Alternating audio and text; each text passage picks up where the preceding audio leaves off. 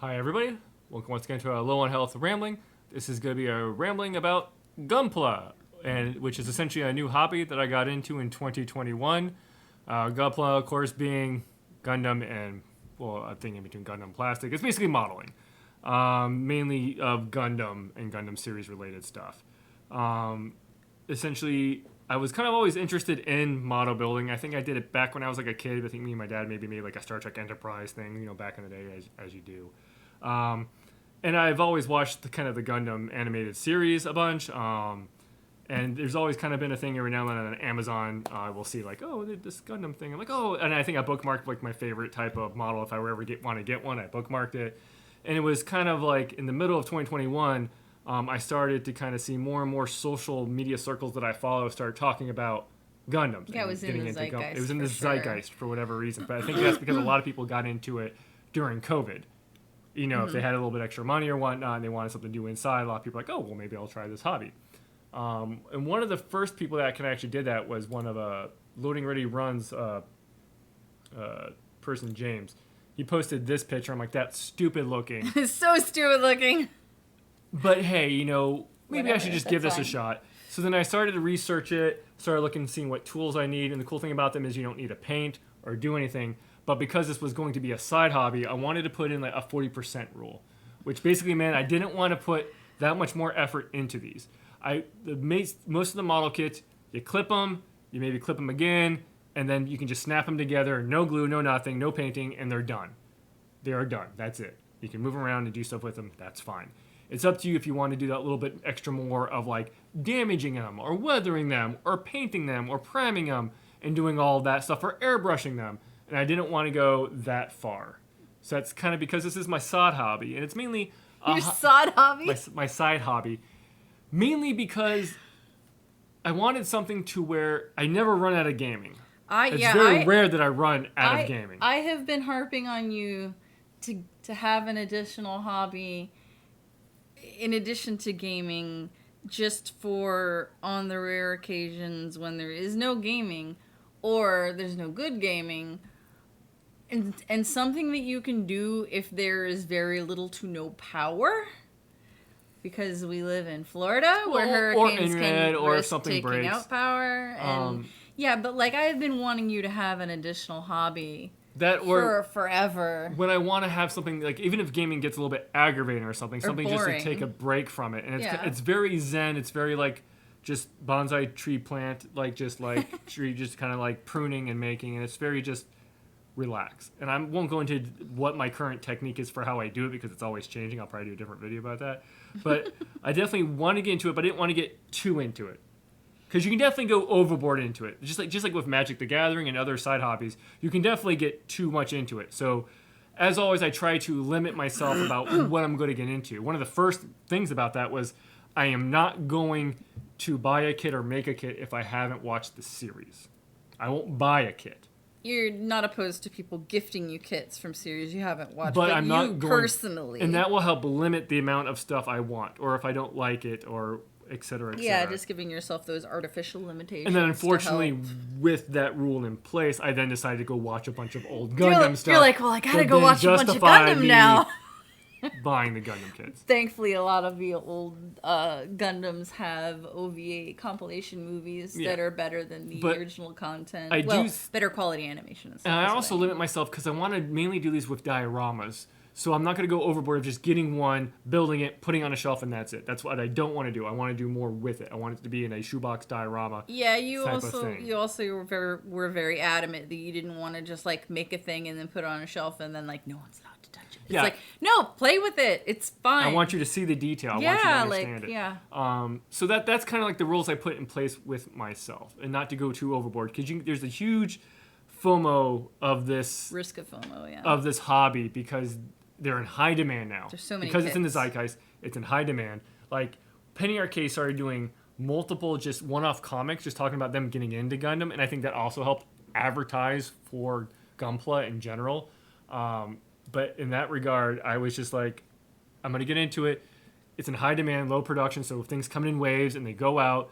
Don't spend more than you need to, and then specifically start to maybe find local ways to buy it, and I'll get to that in a second. But then I was doing research for it, in which case I found this one guy, Mecha Gatsuo, which he does these model reviews. And, there goes my audio. Give me a second here. We've been dealing with that for a good while. Well, give me a second. I'm just going to cut this all out. Yeah. So I'm going to come back to here. Okay.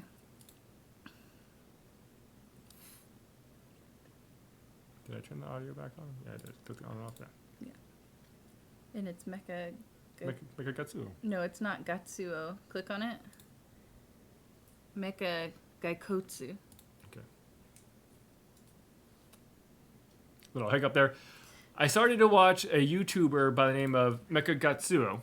Gaikotsu. That too. Sorry about that hiccup. Because of researching all the different Gundam kits and like techniques and tools, I did come across this one YouTuber, Mecha Gaikotsu. There we go. So I don't have to worry about saying it. And he does this really cool thing where he will break down different kits, their articulation, some of their pros, some of their cons, about a whole bunch of different kits. And I would basically watch his reviews and get an idea about how to build these things and the pros and the cons and what I might be interested in and what I might like. And how fun it is and how interchangeable the parts may or may not be with other high grades, etc. And there are a bunch of other YouTubers I've also followed that do this type of stuff, but he was kind of like the main one that I started to follow and was like, okay, he has a really cool personality. He does a really good job reviewing these kits. I definitely like what he is doing from a production standpoint. His nails are always on point too. Yeah, he's actually like his production. He has very nice nail work that he does or has done. Now, while also looking into that, I found this one website, this one vendor called Gundam from Japan. So this is a gentleman who runs a shop at a local flea market in Oldsmar. I'm in Florida, etc., Tampa side. And he has a store called Gundam from Japan, which I guess sells a bunch of Gundam, and it does. Almost exclusively. He has other stuff too. He's a lot of One Piece stuff. But the cool thing about him, he does like these Facebook Lives that he essentially will basically show what he's recently got in his store, which is really cool. He would also talk about, this was earlier or later, like, you know, during the pandemic, he would talk about the production, like the logistical challenge that he has, because his store would get very empty because a lot of people would buy kits and they'd be out. And he remembers he used to have like a bunch of master grade kits. But I really like how he talks about the business and is very frank about it. And I enjoy that type of just... Yeah, you love anything that lets you peek behind the curtain. Like a small business. Industry. It reminded me very much kind of Animation. Yeah. It's actually close to where Animation was in Oldsmar. And we went out there a couple of times. But I would follow his videos and be very interested in what he had to say about the industry and how he runs his store. But I never actually bought anything from him. I just thought that was cool. Maybe eventually I'll get out there. What was really interesting is I noticed that retail stores, regular ones, started carrying Gunpla and Gundams. So Target started carrying Gundams. Like if you look in the toy section, they have Gundam model kits. Yep. What was really interesting is they had exclusive to the Battle Breaker Log model kits. So like Japanese stores, like, and even like our vendors here, the local mom and pop vendors couldn't get these Target exclusives. Like here you see that one with like the America, like color paint shop. Yeah, that was a Target exclusive, along with like the really cool like Battle Log, the Barbatorus, and the Live Lance Heaven, which are very unique, distinct, almost just stupid looking suits. That's and you can get them at Target and they're reasonably priced. And you're like, okay, that's really cool to see that. Also, Hobby Lobby carries model kits. Now we all know Hobby Lobby has models, but they started carrying different model Gunpla kits. And the funny thing about that is they would have like sales 40% off. Wow, 40% off a regular retail of a Gundam kit, that's actually really good. That's like significantly cheaper, unfortunately, than your local mom and pop stores, and definitely cheaper than any type of reseller online, to the point where I picked up like a bunch of grunt suits like those Leos. I picked up a couple of those and some other kits from Hobby Lobby just because that price value, if you can get under 40% normal retail price, like they're not jacking it up, that's very good.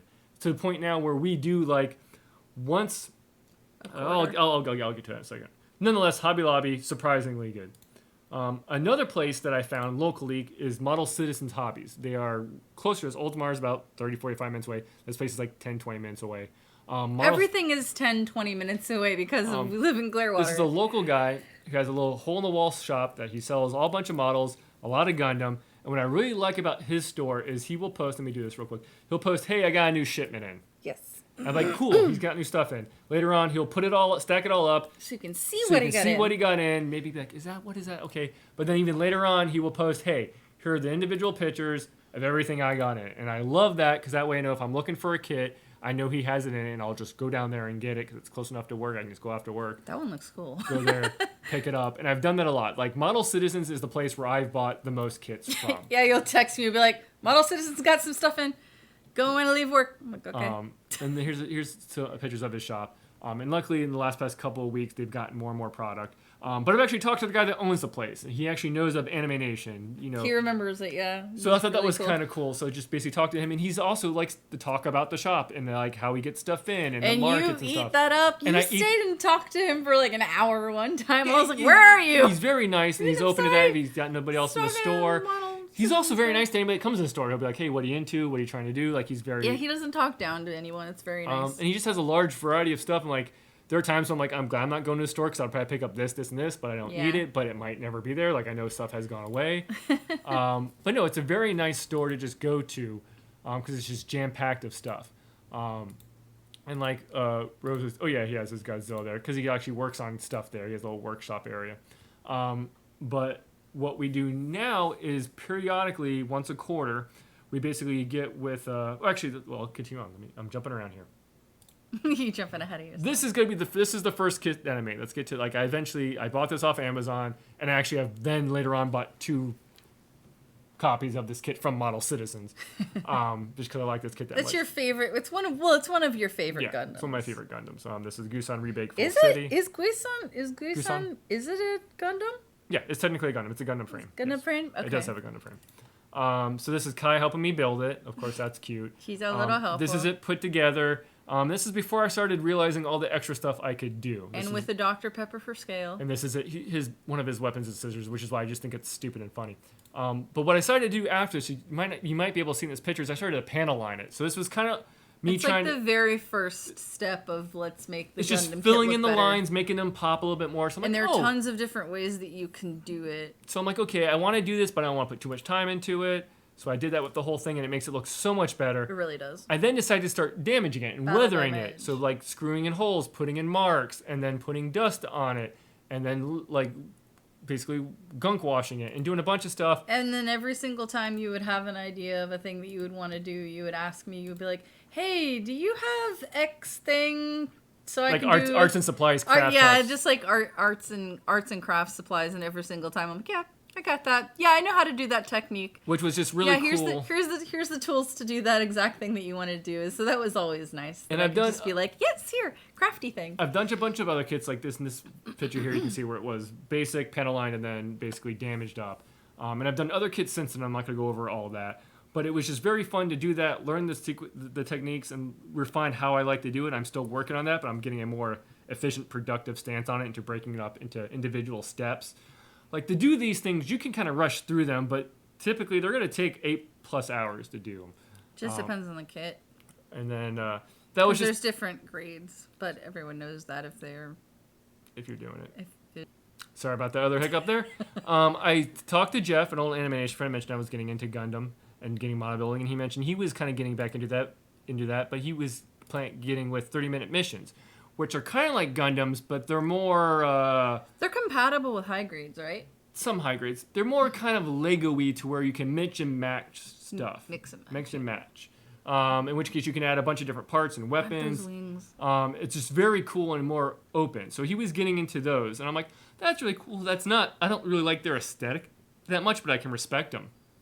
But he was getting into that, and we're like, oh, cool, interesting. And he also then mentioned there's these things called 30-minute sisters. Now, these are called 30-minute missions, as I was saying before, because sometimes these things take a long time to build.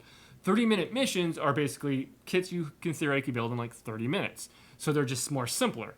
They're simpler, shorter, more basic builds that are supposed to be interchangeable between one another at the very least. And they have option parts and such. But then Bandai just came out with 30-minute sisters. So these are basically like... I love them.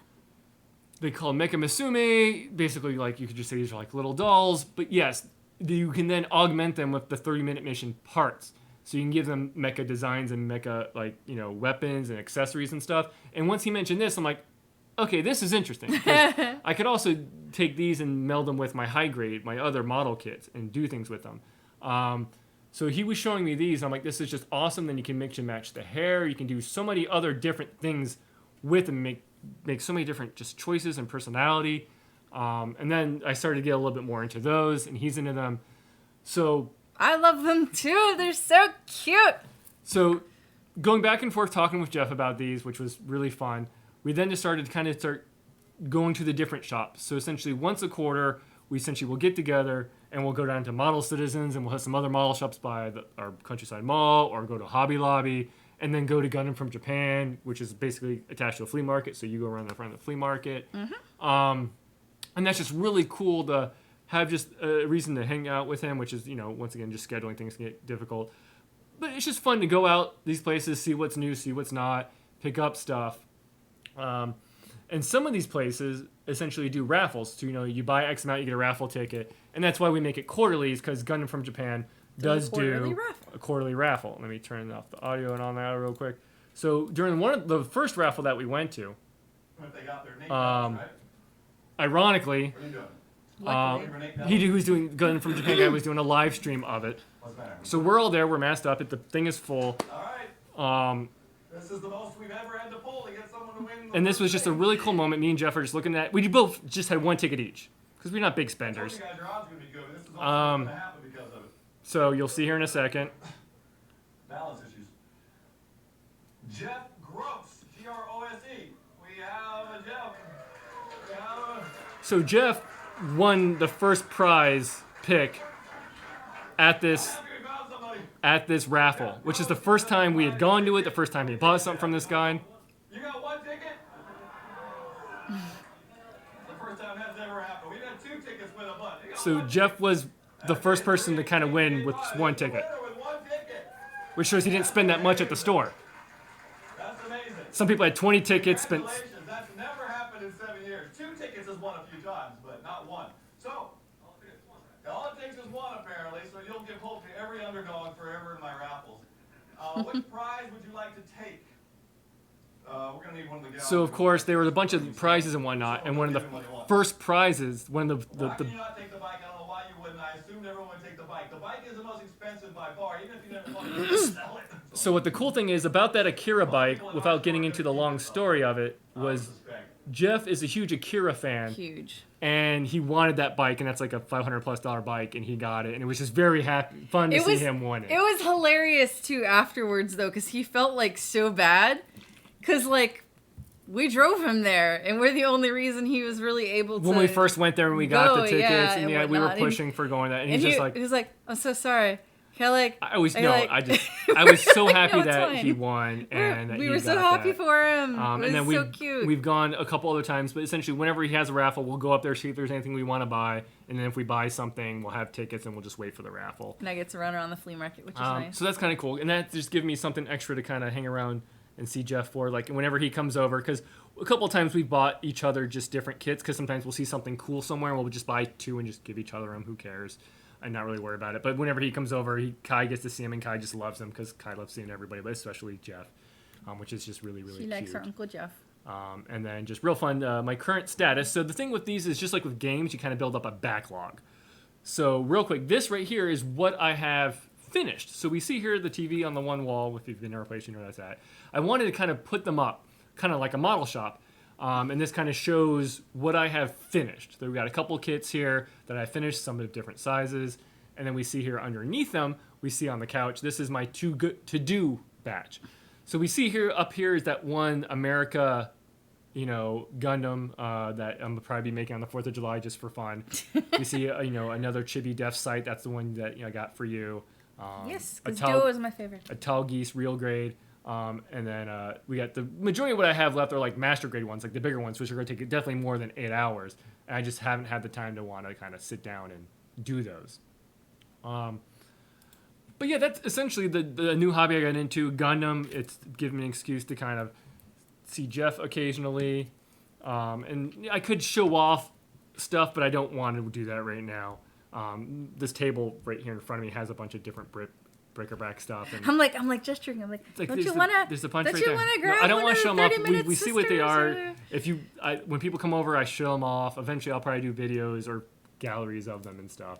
But it's just a fun hobby to get into. I do it when gaming gets low, and now I have this huge back catalog of models. But I don't feel pressured. Sometimes I feel pressured to get to them, especially if I'm about to maybe buy some. So the idea is like, I'll just let that build up. Those can sit there. They're not going to break. They're not going to depreciate. They're not going to like crumble away. They'll wait. It's not like they're going to expire. Like yeah, and I'll get to them when I get to them. There's no rush. But it's nice to know I have something else to do. Yeah, I'm very glad you have an additional hobby. And I didn't include this in this, but my nephew Nathan actually for around Thanksgiving in 2021, actually I should include that in here. I took 2 basic model kits and we built a model kit together there, which was really fun. And maybe I'll do that going forward. The classic uncle pressuring the nephew to get into whatever hobby he does. You know how that goes. But other than that, thank everybody for watching, and I'll catch you next time.